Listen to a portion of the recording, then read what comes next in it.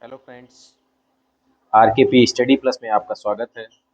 आज की क्लास में हम सभी चर्चा करेंगे जीआईसी लेक्चरर जो कि पेपर एडमिट कार्ड आ चुका है और अपना अपना सभी चेक कर लीजिए कि कहाँ आपका सेंटर लगा है। सो जीआईसी लेक्चरर में दो पोर्शन में परीक्षा आयोजित होगी। मतलब दो पोर्शन में, मतलब कहने का मतलब है कि परीक्षा एक ही होगी लेकिन उसमें दो पार्ट होंगे। एक तो होगा 40 क्वेश्चन आएंगे जिसमें आपके मिक्स क्वेश्चन होंगे, जिसमें मैथ वगैरह और जीएस के सभी पोर्शन होंगे। लेकिन एक पोर्शन होगा जो आपका पर्टिकुलर सब्जेक्ट का होगा। सो उस पर्टिकुलर सब्जेक्ट में हम केवल हिस्ट्री सब्जेक्ट का एनालिसिस कर रहे हैं, जो कि क्वेश्चन 80 आएंगे। उसके टोटल 120 क्वेश्चन आएंगे, तो 80 जो क्वेश्चन आएंगे हिस्ट्री सब्जेक्ट के, तो उनके बारे में हम लोग चर्चा करते हैं यहाँ पर। उसको देख लेते हैं, हल करते हैं क्वेश्चनों को। तो पहला क्वेश्चन स्टार्ट करते हैं। इलाहाबाद प्रयाग में 1857 के विद्रोह का नेतृत्व किसने किया था? इलाहाबाद में 1800, मतलब क्वेश्चन ये जरूर पूछा जाता है कि 1857 की क्रांति का नेतृत्व कहाँ, मतलब जो है कहाँ से और किसने किया है। मतलब कहाँ कहाँ से, जैसे दिल्ली से किसने किया, इलाहाबाद से किसने किया, लखनऊ से किसने किया, मेरठ से किसने किया। तो इस तरीके से क्वेश्चन पूछे जाते हैं। तो 41 वाले में आंसर क्या होगा आपका? लियाकत अली। कहाँ से? इलाहाबाद में। किस अधिनियम को गलघोंटू अधिनियम का नाम दिया गया? गलघोंटू अधिनियम कौन सा है? देसी भाषाई प्रस अधिनियम 1878। The praise of folly, the praise of folly नामक पुस्तक किसने लिखी थी? तो यह पुस्तक किसने लिखी? इरेस्मस। जैसे इसको स्तुति ऑफ फॉली के नाम से भी जाना जाता है, द प्रेज ऑफ फॉली। इसको क्या दूसरे मतलब जो है नाम से भी जाना जाता है, उसका नाम है स्तुति ऑफ फॉली। यदि स्तुति ऑफ फॉली आ जाए तब भी इरेस्मस करिएगा, ठीक है। तो इसका प्रकाशन कब हुआ था? 1509 में जो है इसका हिंदी रूपांतरण हुआ था, ठीक है। हिंदी रूपांतरण इसका क्या था? मूर्खता की प्रशंसा प्रशंसा है। तो यह इसका हिंदी रूपांतरण है। नेक्स्ट क्वेश्चन देखते हैं। 1793 ईस्वी में बंगाल में स्थायी बंदोबस्त लागू करने वाला मतलब जो है किसने लागू किया है? तो स्थायी बंदोबस्त किसके द्वारा लागू किया गया है? तो ये आपको पता होगा, कॉर्नवालिस के द्वारा लागू किया गया है स्थायी बंदोबस्त। बंगाल की लगान व्यवस्था 1765 से ही अंग्रेजी शासकों के लिए एक समस्या बनी हुई थी, और जिस समय कॉर्नवालिस भारत आया उसी समय भी उस पर पर्याप्त वाद विवाद चल रहा था। 1784 में पिट्स इंडिया एक्ट जब आया तो कंपनी को बंगाल में स्थायी भूमि प्रबंधन करने की सलाह दी, और 1793 में कॉर्नवालिस ने क्या किया? बंगाल में लगान की स्थायी बंदोबस्त व्यवस्था लागू कर दिया। तो यह था इसका जो है सिस्टम। और इसमें क्या था? इसमें जमींदारों को भूमि के लगान का 10/11 भाग, कितना? 10/11 भाग कंपनी को देना था। 1/11 भाग जमींदार अपनी सेवा के लिए अपने पास रखता था। कितना? 1/11 भाग। तो ये इसका जो है। अब नेक्स्ट क्वेश्चन देखते हैं। सर्वप्रथम इतिहास के शैक्षणिक पहलू पर बल दिया किसने दिया? शैक्षणिक पहलू पर बल, तो यह हेरोडोटस है। किसने कहा कि इतिहास मानव को बुद्धिमान बनाती है? इतिहास मानव को बुद्धिमान बनाती है, तो यह किसने कहा? तो इसमें फ्रांसिस बेकन। फ्रांसिस बेकन इसका पूरा नाम है, तो फ्रांसीसी बेकन। और फ्रांसीसी बेकन का जन्म इंग्लैंड में हुआ था 1561 में, वही मान के चलिए। और उस समय महारानी एलिजाबेथ प्रथम के राज्य में इसका बड़ा प्रभाव रहा है बेकन का, फ्रांसिस बेकन का। इतिहास मानव को बुद्धिमान बनाती है, तो यह बेकन है, फ्रांसिस बेकन, ठीक है। नेक्स्ट क्वेश्चन देखते हैं। 30 जनवरी 1948 को रेडियो पर किसने कहा था कि राष्ट्रपिता अब नहीं रहे? तो यह पंडित जवाहरलाल नेहरू ने कहा था कि राष्ट्रपिता अब नहीं रहे। नेक्स्ट क्वेश्चन देखते हैं। निम्न राष्ट्रवादियों में से उनका नाम लिखिए जो योजनात्मक आर्थिक विकास के आधार पर राष्ट्र निर्माण के पक्षधर थे, वे एक अभियंता भी थे। तो यह इसमें आंसर क्या होगा दोस्तों? एम विश्वेश्वरैया। जैसे जितने भी पुलों की जो है सबसे पहले जो निर्माण की पद्धति जो है एम विश्वेश्वरैया ने ये जो है प्रतिपादित किया है, ऐसे मान के चलिए। फिर उसके बाद जो है नेक्स्ट क्वेश्चन देखते हैं।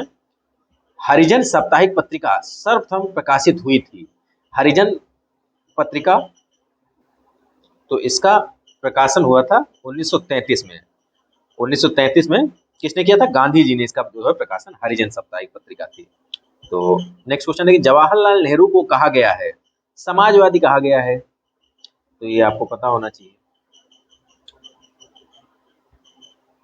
और क्यों कहा जाता है? क्योंकि 1936 में नेहरू ने लिखा था कि मैं इस बात से आश्वस्त हूं कि विश्व और भारत की समस्याओं का अंतिम समाधान समाजवाद में है, इसलिए इनको समाजवादी कहा जाता है। नेक्स्ट क्वेश्चन देखते हैं, भारत छोड़ो आंदोलन के समय कौन युवा मंत्री नेत्री अवज्ञा और प्रतिरोध का प्रतीक था? तो इसमें देखिए आप 4 ऑप्शन दिए हैं, तो इसमें कौन सा सही होगा? अरोड़ा आसफ अली। नेक्स्ट क्वेश्चन देखते हैं, किसने उदारवादी नेताओं की नीतियों को राजनीतिक भिक्षावृत्ति की संज्ञा दी? राजनीतिक भिक्षावृत्ति की संज्ञा किसने दी थी? ये आपको बताना है, बिपिन चंद्रपाल ने राजनीतिक भिक्षावृत्ति की संज्ञा दी थी। नेक्स्ट क्वेश्चन देखते हैं, अभिनव भारत। अभिनव भारत ये तो आपको सभी को पता होगा, वीडी सावरकर। अभिनव भारत वीडी सावरकर। और इसका जो है जैसे स्थापना कब हुई थी? 1904 में। कहाँ हुई थी? महाराष्ट्र में। तो इतना याद रखना है आपको। नेक्स्ट क्वेश्चन देखते हैं, किस एक भारतीय नेता ने यह स्पष्ट माना कि भारतीय राष्ट्रीय कांग्रेस इसलिए बनी है कि वह अंग्रेजी राज की रक्षा हेतु अभय कपाट के रूप में कार्य कर सके? अभय कपाट के रूप में कार्य कर सके, तो ये किसने कहा था? लाला लाजपत राय ने कहा था। तो ये आपको, इल्बर्ट बिल विवाद किसके शासनकाल में हुआ था? तो यह रिपन के काल में हुआ था, इल्बर्ट बिल विवाद। वैसे इसमें क्या था, क्या मतलब जो है इल्बर्ट जो बिल विवाद था, 1883 में वायसराय रिपन था, उस समय इल्बर्ट बिल विवाद लाया गया। इल्बर्ट बिल विवाद नहीं, इल्बर्ट बिल लाया गया, सॉरी, इल्बर्ट बिल लाया गया। इल्बर्ट बिल में था क्या कि इसके माध्यम से भारतीय न्यायाधीशों को उन मामलों पर सुनवाई करने का अधिकार प्रदान कर दिया गया जिसमें यूरोपीय नागरिक भी शामिल होते थे, और इसलिए इस पर जो है विरोध स्टार्ट हो गया। किसके माध्यम से? अंग्रेजों के माध्यम से जो है इस पर विरोध, इस बिल का विरोध के कारण इसको वापस ले लिया था जो है बाद में जो है, ठीक है। तो ये आपका जो है इल्बर्ट बिल विवाद था। अब नेक्स्ट क्वेश्चन देखते हैं, मोतीलाल नेहरू की अध्यक्षता में बुलाए गए सर्वदलीय सम्मेलन में निम्न में से किसने भाग नहीं लिया? इसमें किसने भाग नहीं लिया था? तो ये आपको बताना है, मोहम्मद शफी ने।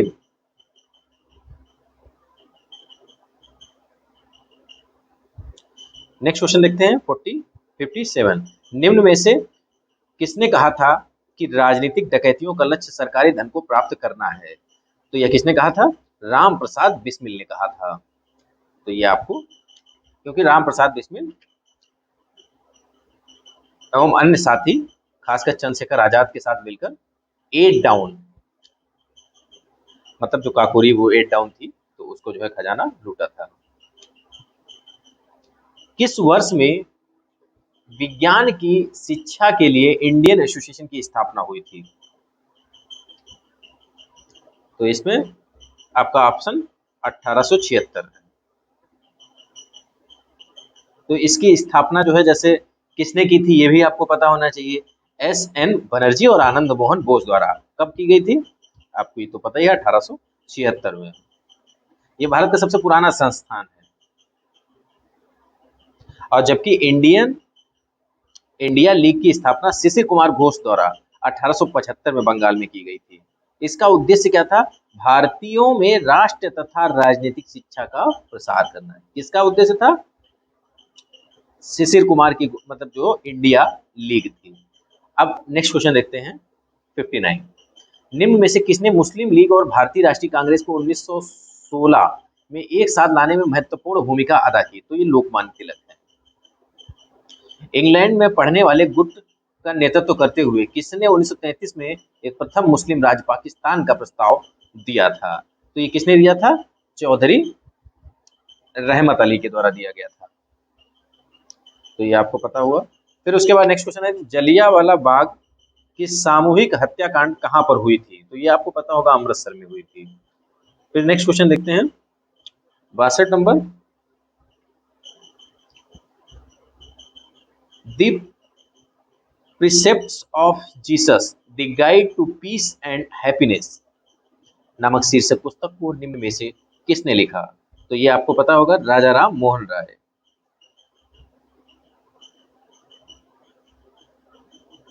अब नेक्स्ट क्वेश्चन देखते हैं। अस्पृश्यता के विरुद्ध पहली बार आवाज उठाने वाले राष्ट्रीय नेता थे, तो ये कौन थे? ज्योतिबा फूले थे। ये आपको याद रखना है, ज्योतिबा फूले। और ये इन्होंने किसकी स्थापना की थी? 1873 में सत्य शोधक समाज की स्थापना की थी। और इन्होंने गुलामगिरी नामक पुस्तक भी लिखी है, जिसमें जो है जातियों का उल्लेख किया, गुलामगिरी। आर्य समाजी नेता श्री हरविलास शारदा का संबंध भारत के किस भाग से था? भारत के किस भाग से था? तो इसमें राजस्थान से था। देश प्रेम धर्म है तथा धर्म है भारत के प्रति प्रेम, निम्न में से यह कथन किसका है? तो यह आपको बताना है, बंकिम चंद्र चटर्जी का है यह कथन।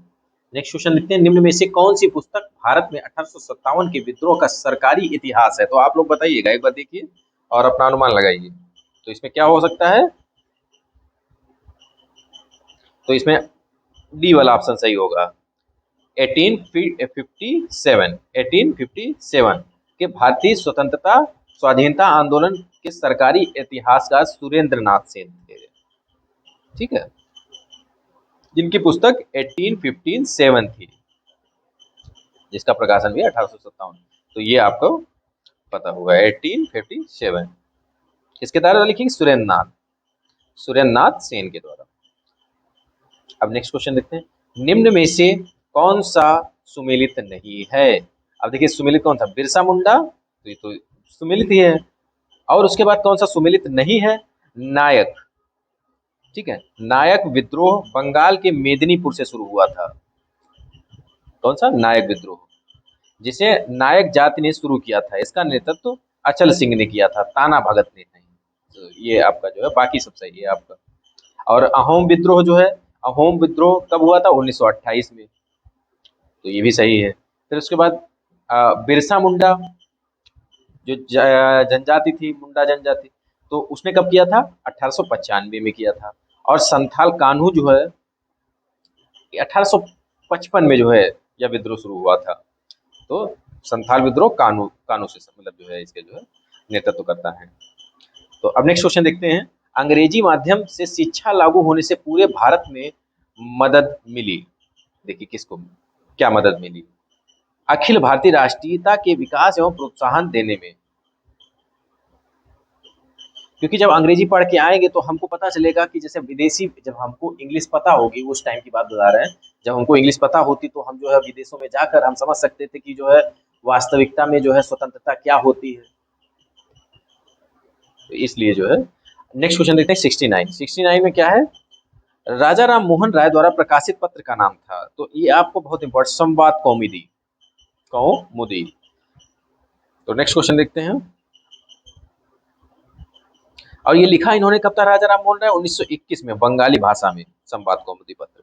तो ये आपको पता होना चाहिए। निम्न में से कौन प्रसिद्ध वाच्यविद नहीं था? वाच्यविद कौन नहीं था? तो ये आपको बताना है। इसमें चार्ल्स डेवेलियन, ये प्राच्यवादी नहीं थे। तो नेक्स्ट क्वेश्चन देखते हैं। 71 नंबर। निम्न में से कौन स्थायी बंदोबस्त के गुणों में नहीं था? तो आप लोग देखिएगा, इसमें जो है कौन सा सही होगा, अपना दिमाग लगाइएगा। एक बार क्वेश्चन भी समझ लीजिएगा। निम्न में से कौन स्थायी बंदोबस्त के गुणों में नहीं था? देखिए, तो बताइए कि इसमें कौन सा नहीं था। इसने किसानों के हितों की सुरक्षित किया, ये नहीं था। किसानों के हितों को नहीं सुरक्षित किया, ऐसे समझ लीजिए। अब नेक्स्ट क्वेश्चन देखते हैं। किसने तर्क किया कि औपनिवेशिक काल में भारतीय उद्योग का विकेंद्रीकरण नहीं हुआ था? तो यह किसने जो है? तो इसमें मॉरिस डी मॉरिस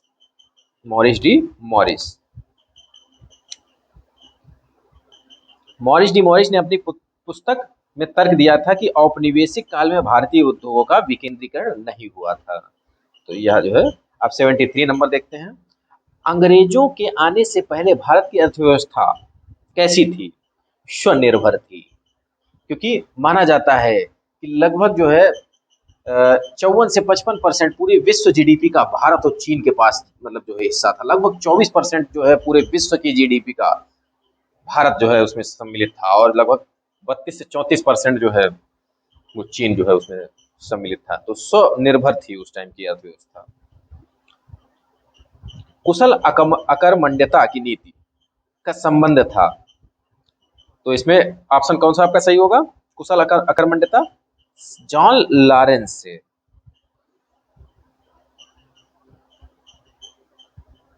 अब नेक्स्ट क्वेश्चन देखते हैं 75 का डी। तो इसमें जो है क्या होगा, डी कैसे होगा? बंगाल में मुक्त व्यापार का फरमान अंग्रेजों को प्राप्त हुआ था तो 1717 में। तो देखिए अब इसमें क्या है,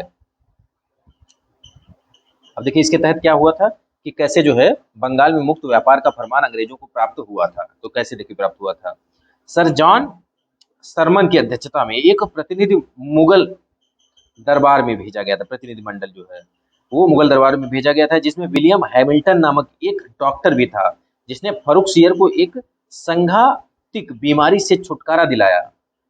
संघातिक बीमारी से छुटकारा दिला दिया, जिससे प्रसन्न होकर बादशाह फर्रुखसियर ने 1917 में एक शाही फरमान द्वारा बंगाल में मुक्त व्यापार करने की अनुमति मिली थी। तो ये इस तरीके से इसको जो 1917 में मिली थी।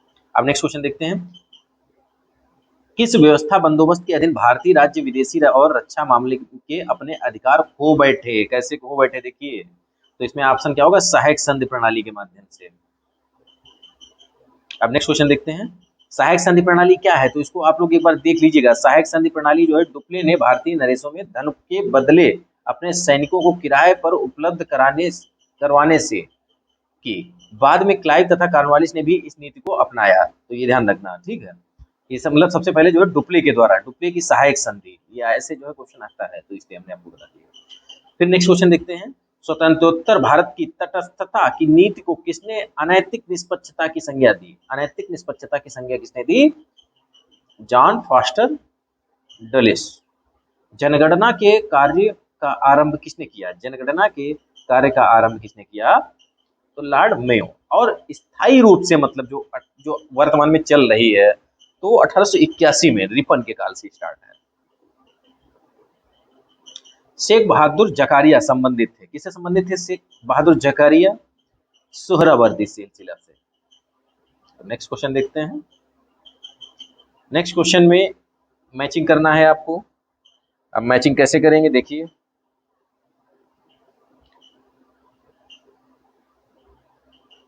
देखिए अबादुल हर्ब व अल सुजात, तो यह जो है साहित्यिक रचना है, और इसके लेखक कौन है? फक्र ए मुदब्बिर, ठीक है, फक्र ए मुदब्बिर। तो ये इसके हो गए। और तबकात नासरी इसके मिनहाज उस सिराज की है। तबकात नासरी मिनहाज उस सिराज, तो मिनहाज उस सिराज कहाँ है? ये है मिनहाज सिराज। और उसका तारीख है जहां गुसा, तो ये किसकी है? अता मालिक जुवैनी, अता मालिक जुवैनी। तो ये हो गए। अब इसे तारीख फिरोज शाही तो आपको पता ही होगा, जियाउद्दीन बर्नी की है। तो आप देख लीजिए अब इसमें कौन सा सही होगा। तो डी का आप जो है दूसरा देख लीजिए, डी का दूसरा कौन सा है? ये है। तो यानी आपका ऑप्शन कौन सा सही हुआ? बी नंबर सही हुआ, यानी ये वाला ऑप्शन आपका सही है। तो नेक्स्ट क्वेश्चन देखते हैं, सालुब राजवंश का संस्थापक कौन था? सालुब राजवंश का संस्थापक कौन था? नरसिंह राय था सालुब वंश।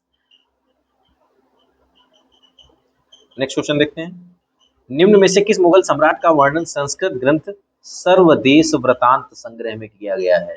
तो यह ऑप्शन इसमें कौन सा सही होगा? बी अकबर। अकबर के शासनकाल में किसके निर्देश में महाभारत का फारसी में अनुवाद किया गया था? तो ये तो बहुत इंपॉर्टेंट है, पैजी। अकबर के समय शेख मुबारक द्वारा जारी राजाज्ञा में कौन सा कथन सही नहीं है? इसमें आपको बताना होगा कौन सा कथन सही नहीं है। तो उलेमा राज्य का आध्यात्मिक प्रमुख, ठीक है, तो ये सही नहीं है। अब निम्न में से कौन मुगल साम्राज्य के पतन के लिए उत्तरदायी कारण नहीं था? तो इसमें आपको बहुत सरल क्वेश्चन है, इसमें कोई बहुत कठिन नहीं है। प्राकृतिक आपदाएं। नादिर शाह द्वारा बंदी बनाया गया मुगल बादशाह था, तो ये कौन सा था? मोहम्मद शाह, ठीक है। तो इसमें कौन सा होगा?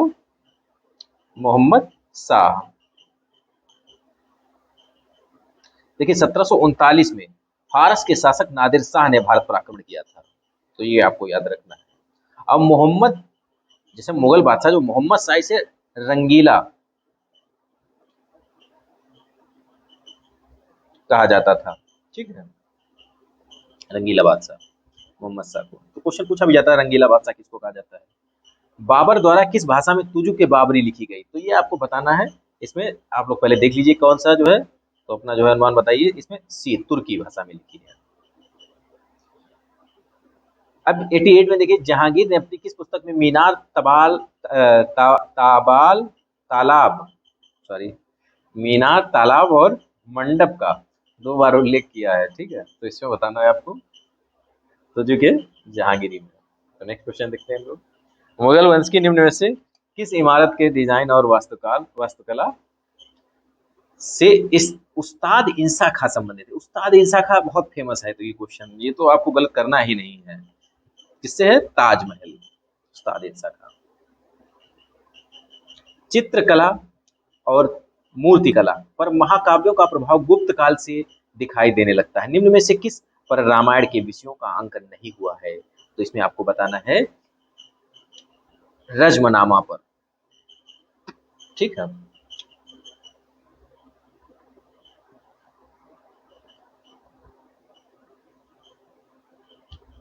एलोरा के कैलाश मंदिर पर दीवारों पर, देखिए एलोरा के कैलाश मंदिर पर रावण द्वारा कैलाश पर्वत उठाए जाने का प्रसंग है। और जो ये विरूपाक्ष मंदिर है, इस पर उत्कीर्ण मूर्तियों पर रामायण के विषयों का अंकन है। और देवगढ़ के दशावतार मंदिर के चबूतरे पर, देखिए इसके चबूतरे पर रामायणी विषयों का अंकन है। तो ये आपको जो है रजमनामा पर समझ लीजिए। तो इसमें क्या कहा, ठीक है। तो नेक्स्ट क्वेश्चन देखते हैं। निम्न घटनाओं का सही कालानुक्रम, तो आप लोग सही कालानुक्रम कर लीजिए, आपको कुछ समय देते हैं, तो आप लोग सही करिए इसको। देखिए हम आपको अब बता देते हैं। जैसे जो दोहरिया का युद्ध हुआ था 1532 में हुआ था, और चौसा का युद्ध 39 में हुआ था, 1539 में। और कन्नौज का युद्ध, चौसा का युद्ध हुआ था, ठीक है, और कन्नौज का युद्ध हुआ था 40 में। और शेरशाह की मालवा विजय ये आपका 42 का है। तो अब आप लोग मैचिंग कर लीजिए, इसमें कौन सा ऑप्शन सही होगा? बी ऑप्शन, ये आपका सही हो जाएगा इस तरीके से। अब नेक्स्ट क्वेश्चन देखते हैं। निम्न में से कौन सा इतिहासकार मंगोलों द्वारा बंदी बनाया गया था? मंगोलों द्वारा बंदी बनाया गया था, तो ये आपको बताना है अमीर खुसरो, मंगोलों द्वारा बंदी बनाया गया था।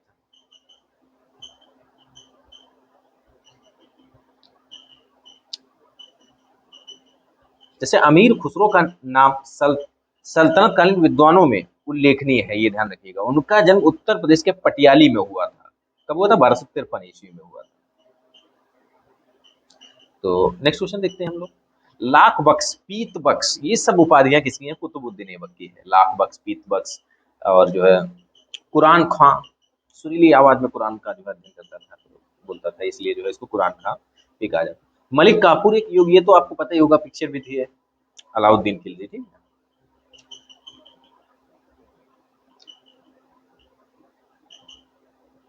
मलिक काफूर को 1000 दिनारी भी कहा जाता है, क्योंकि 1000 दिनार का जो है खरीदा गया था। नेक्स्ट क्वेश्चन देखते हैं। सुल्तान मोहम्मद बिन तुगलक के शासन क्षेत्र को हिंद और सिंध शब्द का प्रयोग किसने, बहुत इंपॉर्टेंट है, हिंद और सिंध, तो ये किसने कहा था हिंद और सिंध? Ibn Battuta. हिंद और सिंध, इसका वास्तविक नाम क्या है इब्न बतूता का? अबू अब्दुल्ला मोहम्मद था इसका वास्तविक नाम, और यह मोरक्को का निवासी था, तो ये आपको पता होना चाहिए। और मोरक्को जो है, अफ्रीका की बात की जाए, जैसे अफ्रीका में मोरक्को पड़ता है, तो मोरक्को जैसे क्वेश्चन एक और पूछ दिया जाता है कि अफ्रीका के पूर्वी भाग में मोरक्को पड़ता है, पश्चिमी भाग में पड़ता है, उत्तरी भाग में पड़ता है, दक्षिणी भाग, तो आपको उत्तरी भाग चूज करना है। ओके फ्रेंड्स, उत्तरी भाग में, अफ्रीका के उत्तरी भाग में मोरक्को पड़ता है, और वहीं से यह इब्न बतूता आया। और यह इब्न बतूता किसके शासनकाल में था? मोहम्मद बिन तुगलक के शासनकाल। नेक्स्ट क्वेश्चन देखते हैं। निम्न में से किस ग्रंथ में फिरोज शाह तुगलक कि नहर योजना का विस्तृत विवरण मिलता है। तो विस्तृत विवरण किसमें मिलता है? तारीख फिरोज शाही में मिलता है। ठीक है, इसे लगभग 4-5 नहरें खुदवाई थी। ठीक है, तो इसको आपको याद रखना है। निम्न में से किस सुल्तान ने शराब पीना, जुआ खेलना व भांग खाने पर प्रतिबंध लगाया था? तो ये बहुत इंपॉर्टेंट क्वेश्चन है। अलाउद्दीन खिलजी है इसमें। पीएन चोपड़ा के अनुसार दिल्ली सल्तनत की प्रकृति थी कैसी थी? तो धर्म केंद्रित थी। अब नेक्स्ट क्वेश्चन देख लेते हैं। कश्मीर के निम्नलिखित शासकों में से किसने अपने राज्य को प्रलयंकारी बाढ़ से बचाने के लिए वितस्ता नदी पर बांध बनाया था? तो यह इसमें कौन सा? अवंतीवर्मन वही लगभग शासन इसका जो है 855 से 883 ईस्वी में जो है इसने वितस्ता यानी झेलम नदी पर बांध बनाया था। ठीक है, इसको वितस्ता के नाम से भी, प्राचीन नाम से जाना जाता है। सो नेक्स्ट क्वेश्चन देखते हैं। किस इतिहास दर्शन शास्त्री ने कहा था कि समस्त इतिहास समकालीन इतिहास है? समस्त इतिहास क्या है? समकालीन इतिहास है। तो इसमें ऑप्शन आपका बेनिडिक्टो क्रोचे, तो ये ऑप्शन आपका सही होगा। ये वैसे इटली के प्रसिद्ध आत्मवादी दार्शनिक थे। ठीक है, तो नेक्स्ट क्वेश्चन। निम्न में से किसने मामल्लपुरम नगर की स्थापना की थी? बहुत इंपॉर्टेंट क्वेश्चन है ये मामल्लपुरम वाला। तो इसमें नरसिंहवर्मन प्रथम, यह पल्लव वंश का एक महत्वपूर्ण शासक था। नरसिंहवर्मन प्रथम पल्लव वंश का, तो इसने जो है मामल्लपुरम की स्थापना की थी नरसिंहवर्मन प्रथम ने। निम्न में से किस चंदेल शासक ने महमूद गजनवी को संधि के लिए विवश कर लिया था? तो इसमें कौन सा ऑप्शन सही होगा? विद्याधर ने। जैसे महमूद गजनवी का चंदेलों पर प्रथम आक्रमण किस सन में हुआ था? 1910 से 1920 में हुआ था। और उस समय चंदेल वंश का शासक विद्याधर था, जो अपने वंश का सर्वाधिक शक्तिशाली शासक था। ऐसे ध्यान रखिए। ठीक है, तो इसी ने विवश किया था। तक्कोलम का युद्ध मोस्ट इंपॉर्टेंट, इसको मान के चलिए मोस्ट इंपॉर्टेंट तक्कोलम का युद्ध दक्षिण भारत का बहुत महत्वपूर्ण युद्ध है, ऐसे मान के चलिए तक्कोलम का युद्ध। तो इसका जो है इसमें कौन, देखिए चोल राष्ट्रकूटों के बीच हुआ था, तक्कोलम का युद्ध। वह कौन चोल नरेश था जिसके शासनकाल में तंजौर के बृहदेश्वर मंदिर का निर्माण हुआ था? तंजौर के बृहदेश्वर मंदिर का निर्माण राज प्रथम के समय हुआ था। बृहदेश्वर मंदिर, ये आपको याद रखना है। बृहदेश्वर मंदिर हाल ही में एग्जामों में आ भी चुका है। निम्न में से विधवाओं के संपत्ति संबंधी अधिकारों की किसने उदार व्याख्या की है? तो इसमें बताना है आपको याज्ञवल्क्य।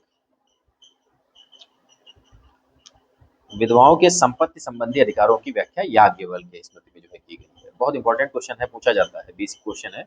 प्राकृत प्रकाश का लेखक कौन है? तो इसमें वररुचि है। अब जैसे कुछ और हम एक दो जैसे बता देते हैं यहीं पर। जैसे कुछ क्वेश्चन पूछे जाते हैं कि जैसे सांख्य दर्शन किसका है? कपिल का है। योग दर्शन किसका है? पतंजलि का है। मीमांस दर्शन किसका है? जैमिनी का है। न्याय दर्शन किसका है? गौतम का है। और वैशेषिक दर्शन किसका है? कणाद का है। तो ये आपको पता होना चाहिए ये जो है। ओके फ्रेंड्स, तो इस तरीके से गुप्त के शासन काल में निम्न में से कौन सा अधिकारी भूमि संबंधी दस्तावेजों को सुरक्षित रूप से रखता था? तो ये आपको बताना होगा। इसमें ऑप्शन आपका जो है सही होगा कर्णिक। नेक्स्ट क्वेश्चन देखते हैं। देवानाम प्रिय की उपाधि धारण की थी किसने? प्राप्त मतलब जो है की थी। बहुत सरल क्वेश्चन है वैसे, लेकिन अब आपको बताना है। देखिए अशोक ने प्राप्त की थी, फिर किसने देवानाम? दशरथ ने प्राप्त की थी। तो ये आपको पता होना चाहिए। अब इसमें ऑप्शन आपका 1 और 2 सही है। उड़ीसा के भुवनेश्वर के निकट हाथी का धौली शिल्प किस से संबंधित? हाथी का धौली शिल्प जो है किससे संबंधित है? तो ये आपको बताना है। इसमें मौर्य काल से संबंधित है। अब नेक्स्ट क्वेश्चन देखते हैं। किस बौद्ध संगीत में बौद्ध धर्म की हीनयान और महायान शाखाओं का उदय हुआ? तो ये आपका जो है चतुर्थ बौद्ध संगीत जो हुई थी कनिष्क के शासनकाल में, तो उसी समय जो है यह हीनयान और महायान में बढ़ गए। किस स्थान से कपिल वस्तु महाविहारे अंकित सील प्राप्त हुई है? तो ये इसमें आपको बताना है। इसमें कौन सा सही होगा दोस्तों? पिपर हवा। किस पुस्तक में चंद्रगुप्त मौर्य को सकल जम्बू दीप स्वामी कहा गया है? चंद्रगुप्त मौर्य को, तो इसमें आपको बताना है कौन सा होगा? महावंश। ठीक है, महावंश ग्रंथ में चंद्रगुप्त मौर्य को। नेक्स्ट क्वेश्चन देखते हैं, निम्न में से किसने वैदिक ऋचाओं की रचना नहीं की थी? वैदिक ऋचाओं की रचना नहीं की थी, किसने नहीं की थी वैदिक ऋचाओं की रचना? तो इसमें आपको बताना है स्वयंवरा। तो नेक्स्ट क्वेश्चन देखते हैं, वैशाली के शासक चेटक के विरुद्ध अजातशत्रु के युद्ध के क्रम में अजातशत्रु के मंत्री वत्सकार ने बुद्ध से निम्न में से कहाँ भेंट की थी? तो ये आपको बताना है इसमें वैशाली में जो है भेंट की थी। ऋग्वेद के कई परिच्छेदों में के लिए अघन्या मारना नहीं चाहिए शब्द का प्रयोग गायों के लिए किया गया। अघन्या। हड़प्पा का कौन सा स्थल भूकंप के आरंभिक साक्ष्य को दर्शाता है? भूकंप के आरंभिक साक्ष्यों को दर्शाता है, तो ये आपको बताना होगा कालीबंगा से। हड़प्पा में कितने छान्य कोष्ठ हैं? छान्य कोष्ठ कितने हैं हड़प्पा में?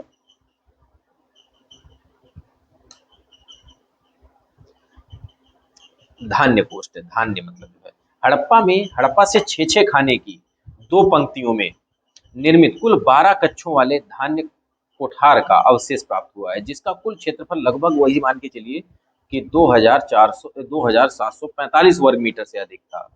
तो इसमें आपको क्या जो है इसमें होगा 6, तो ऑप्शन आपका सही हुआ, यानी 6 खाने के 2 पंक्तियों से निर्मित था, जो 12 कक्षों का धान्य कठोर मतलब कोठार जो है मिला है हड़प्पा से। तो ये आपको याद रखना है, इंपॉर्टेंट क्वेश्चन है। निम्न में से किस स्थल पर मानव जीवाश्म पूरा पाषाण कालीन औजारों के साथ स्थानीय मानव पाए गए हैं?